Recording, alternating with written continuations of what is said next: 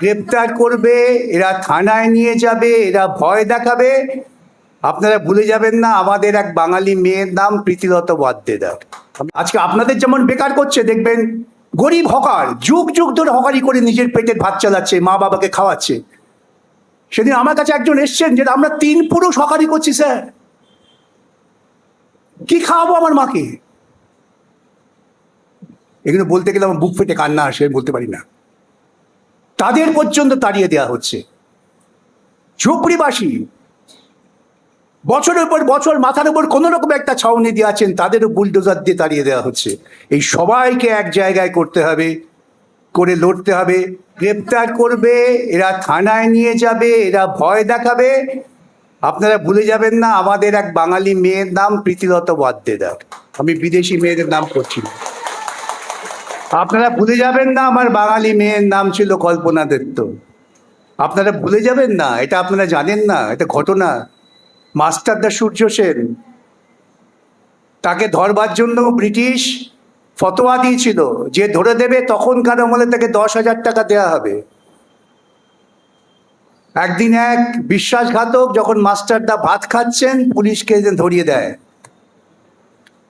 তার পরের দিনই যে ধরিয়ে দিয়েছে, সে যখন ভাত খেতে বসেছে, পেছন থেকে একজন সে এক কোপে তার গলাটা নামিয়ে দিয়েছে। ওদের বিশ্বাসঘাতকের কোনো বাঁচার অধিকার নেই। আরো বড় কথা কি জানেন? সেই ভদ্রলোকের যিনি স্ত্রী ছিলেন, তিনি সে পুলিশের কাছে একটা কথাও বলেননি। তিনি জানেন কে মেরেছে ওর স্বামীকে, একটা কথাও বলেননি। যখন তাকে জিজ্ঞাসা করা হয়, সে বলে, আমার স্বামী যদি বিশ্বাসঘাতকতা করে দেশের মানুষের সঙ্গে, তাকে বাঁচিয়ে রাখার অধিকার তো আমারও নেই। এই হচ্ছে আমার বাংলার মায়েরা। ভুলে যাবেন না মাতঙ্গিনী হাজরা। 60-এর ওপর বয়স, কাঁধে ঝান্ডা নিয়ে এগোচ্ছে। সে কিছু জানে না, সে শুধু জানে আমার দেশ স্বাধীন করতে হবে। গুলি করে তাকে মেরে ফেলা হলো, সে কুচ পরওয়ানে ঝান্ডা নিয়ে এগিয়ে যাচ্ছে। আমি আপনাদের আরেকটা উদাহরণ বলি। আপনারা জানেন কিছুদিন আগে ভারতবর্ষে খুব বড় কৃষক আন্দোলন হয়েছিল।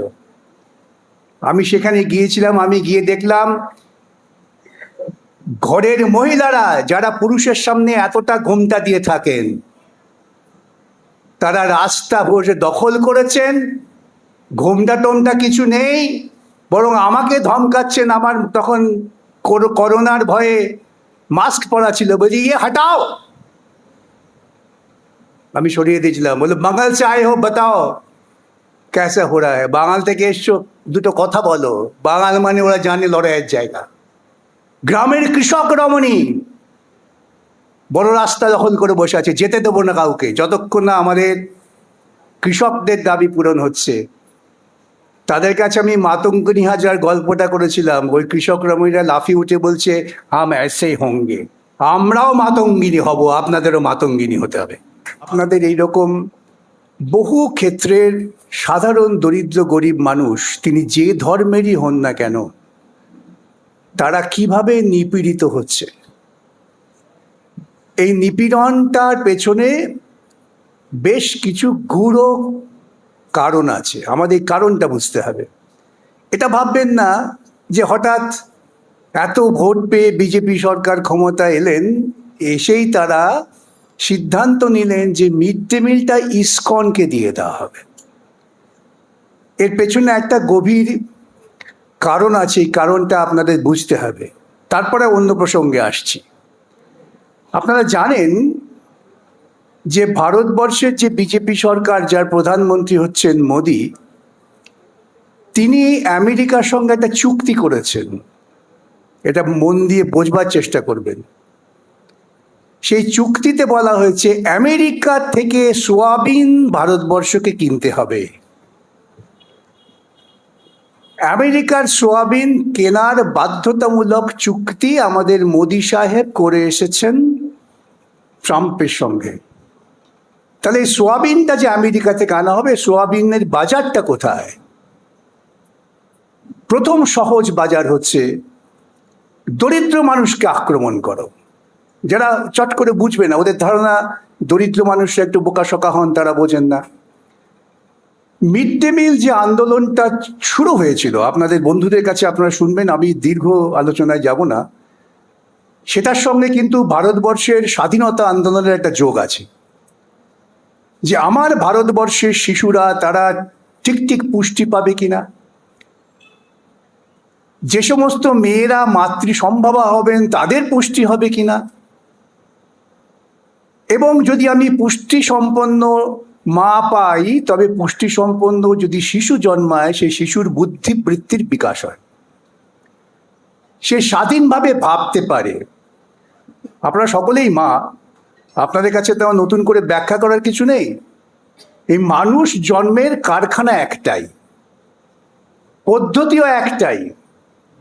সে ট্রাম্প সাহেব হোক কিংবা আমার ফুটপাতে পড়ে থাকা ক্ষুধার্ত মা হোক বা তার সঙ্গী হোক, মানুষ জন্মের কোনো ধর্ম নেই, এক ধর্ম, দুটি মানুষের আবেগ। অতএব মানুষ কিন্তু জন্মে থেকেই সমান, এটা আমাদের সকলকে বুঝতে হবে।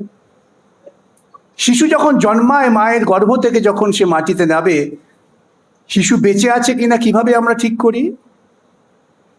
সেই শিশু কাঁদছে কিনা।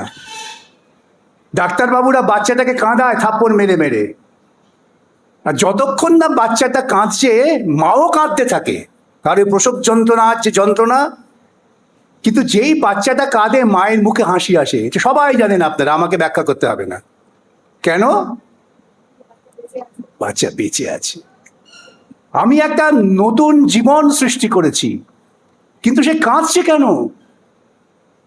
সে কাঁদছে এই জন্যেই যে সে এতদিন একটা নিরাপদ জায়গায় ছিল, মায়ের গর্ভে তার নিরাপত্তা ছিল, আর তার খাবারটা নিশ্চিত ছিল, মায়ের শরীর থেকেই সে খাবার পাচ্ছিল। সেই জন্যই বলা হয় মায়ের পুষ্টি দরকার। সে দেখলো হঠাৎ যে আমি একটা এমন জায়গায় এসেছি, আমি তো আর মায়ের ওই নিরাপত্তা জায়গায় নেই, আমার খাবারের তো গ্যারেন্টি নেই, প্রতিবাদ করছে। শিশুর কান্নাটা হচ্ছে প্রতিবাদ। এবং দেখবেন যেই মুহূর্তে শিশু কাঁদছে, ডাক্তারবাবু বলুন, দাইমা বলুন, নার্স বলুন, মায়ের কোলে বাচ্চাটাকে দিয়ে দেয় এবং বাচ্চাটা মুহূর্তের মধ্যে কান্না থামিয়ে দেয়।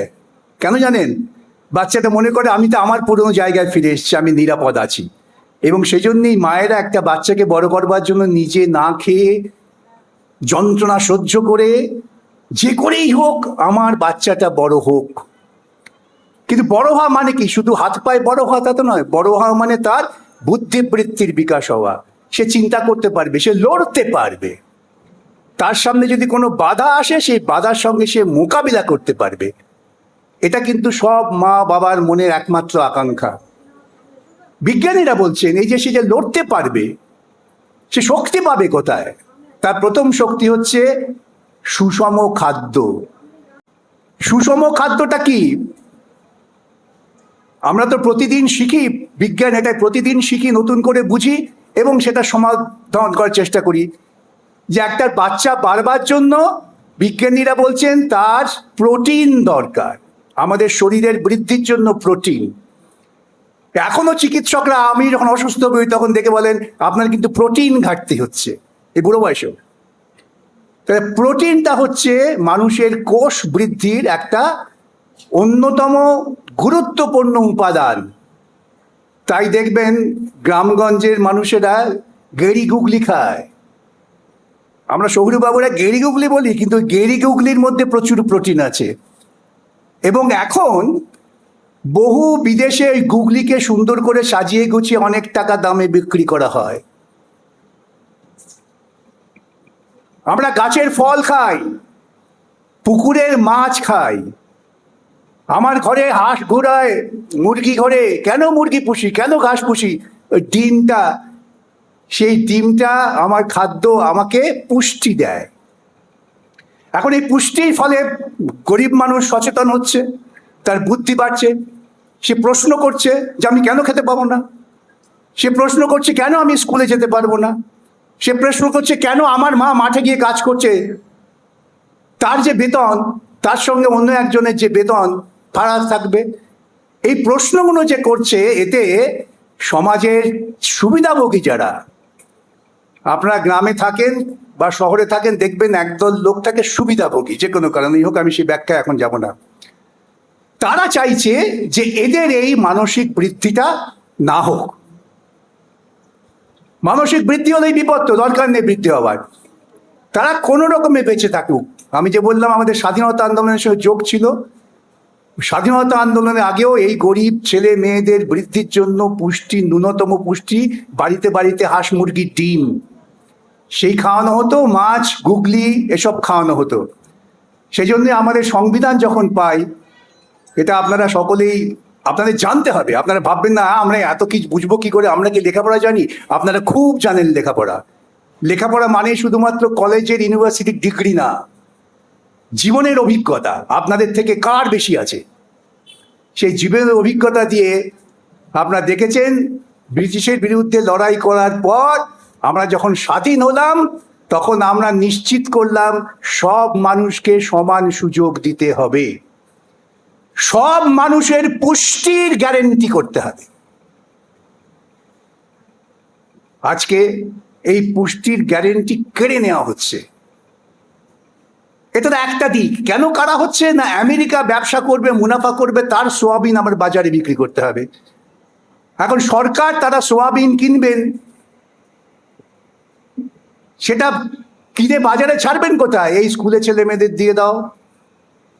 আরো মারাত্মক, এতজন মায়েরা যারা এই মিড ডে মিল তৈরি করছেন, তারা তার নিজের সন্তানের মতো করে ছেলে মেয়েগুলোকে দেখেন। আমার অভিজ্ঞতার কথা বলি, আমি যখন কলকাতার পুরসভার মেয়র ছিলাম, তখন মিড ডে মিল চালু ছিল না, আমরা চালু করেছিলাম। আমি দেখেছি কিভাবে বস্তির মায়েরা, শুধু তার নিজের ছেলে না, যারা স্কুলে আসছে প্রত্যেককে কতটা সহজে, কতটা ভালোভাবে খাওয়ানো যায়, কতটা পরিচ্ছন্নতার সঙ্গে খাওয়ানো যায়। কেউ কেউ তার বাড়ি থেকে ডিম নিয়ে এসেছেন, ভেড়ির মালিকেরা মাছ দিয়েছেন, যে গরিব ছেলে মেয়েদের এটা অধিকার, এদের দিতে হবে। আজকে শুভেন্দুবাবু এসে এটা আপনাদের সকলকে বেকার করে দিল। কেন করলো জানেন? এরও একটা উদ্দেশ্য আছে। এই যে ছোট ছোট শিশু যারা স্কুলে আসছে এবং যারা রান্না করে দিচ্ছেন, তাদের সঙ্গে তার মা এবং সন্তানের যে আবেগ, যে অনুভূতি, তাতে ওই ছেলেটা যখন বড় হবে তখন সে ভাববে এই মা তো আমাকে মিড ডে মিল দিয়েছিল, এই মায়ের কষ্ট আমি কিছু করি। সব মানুষের আবেগ এক জায়গায় জড়াবে, সেটাকে ভেঙে দাও। কাদের দিচ্ছ? দিচ্ছ একটি সংস্থাকে। সে কোন ধর্মগুলো আমার কাছে কোন প্রশ্ন নয়, তারা আমেরিকার একটি এজেন্ট।